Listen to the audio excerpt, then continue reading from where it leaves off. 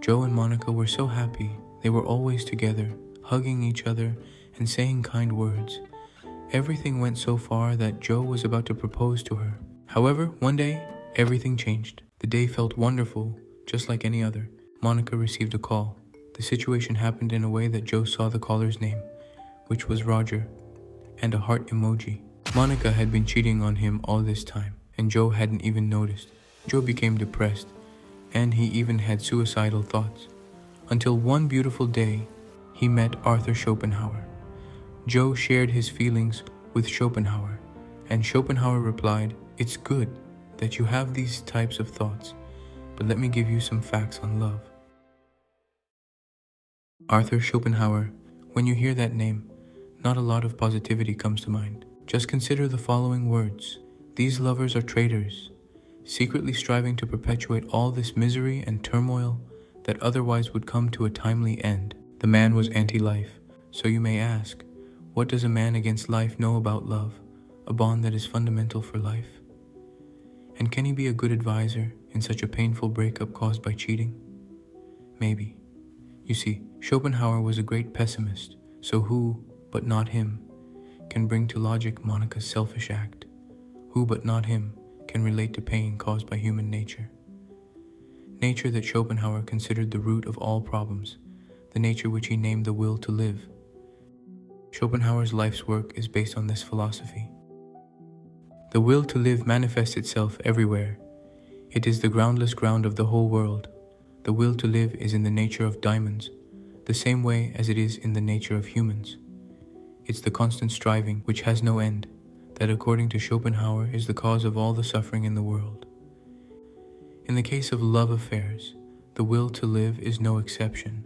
Moreover, the will is even stronger. What then is love?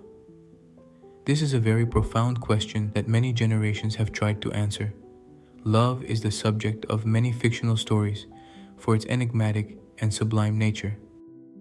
For Schopenhauer, love is just another manifestation of the will to live, with the exception that it is not the will of the individual, but rather the will of the species. He argued, love is of such high import because it has nothing to do with the weal or woe of the present individual, as every other matter has. It has to secure the existence and special nature of the human race in future times. So, at the instinctive level, we are willing to procreate. But when we love someone, we most of the time are not justifying the love by our wish to procreate. On the contrary, we first fall in love, and procreation is the consequence of that mindless act, though actually, the act of falling in love was dictated to us by the will to live of the next generation, so we had no other choice but to love. In a way, falling in love isn't entirely under our control.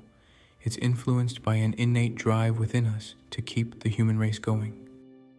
So, Joe and Monica loved each other because the new being found the perfect match in their bond, allowing him or her to come into existence. Why did Monica cheat then? Why did she act so cruelly towards Joe's feelings? Well, there might be several reasons. One of them is the lack of sexual activity. The absence of intimacy in relationships may lead to emotional distance, and consequently to a breakup. Another factor might be the natural inclination of humans to cheat. Schopenhauer's perspective challenges traditional views on fidelity, as he advocated for polyamory, the practice of having multiple partners, viewing monogamy as unnatural and unjust. This perspective aligns with the idea that humans instinctively seek to procreate as much as possible, suggesting that multiple partners could be a natural inclination. Put simply, to produce more offspring, individuals would naturally seek multiple partners. Consequently, it can be inferred that males, in particular, may be inclined towards what is commonly labeled as cheating in contemporary society. Then what can we conclude? Was Monica implementing her natural purpose, planning to have babies with both Joe and Roger? Or did Monica never love Joe? Let's run it back to the times when Joe and Monica were together.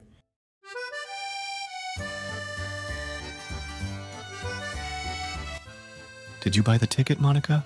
No, I'm not going anywhere. Why? It has been your dream to study at that university.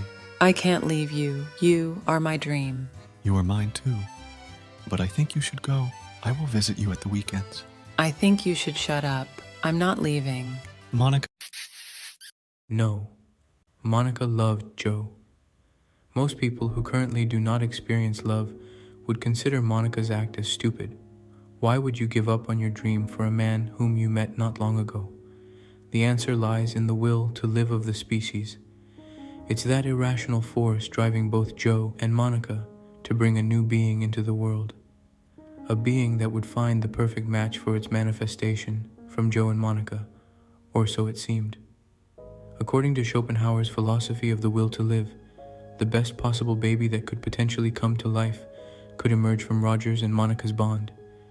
In those terms, Joe was a miscalculation. Sounds very rough and unhappy.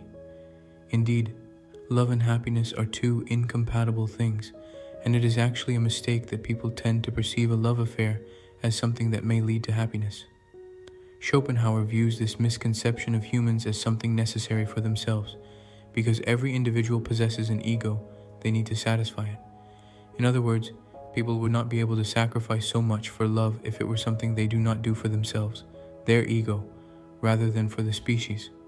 Hence, individuals need an illusion to satisfy this ego.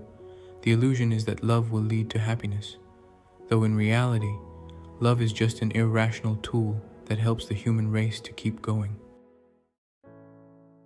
For Joe, Monica was never your person. You were never meant to be together. Very cliché, but at the same time, very true, at least according to Schopenhauer's take on love. And overall, what is love? Baby, don't hurt me no more.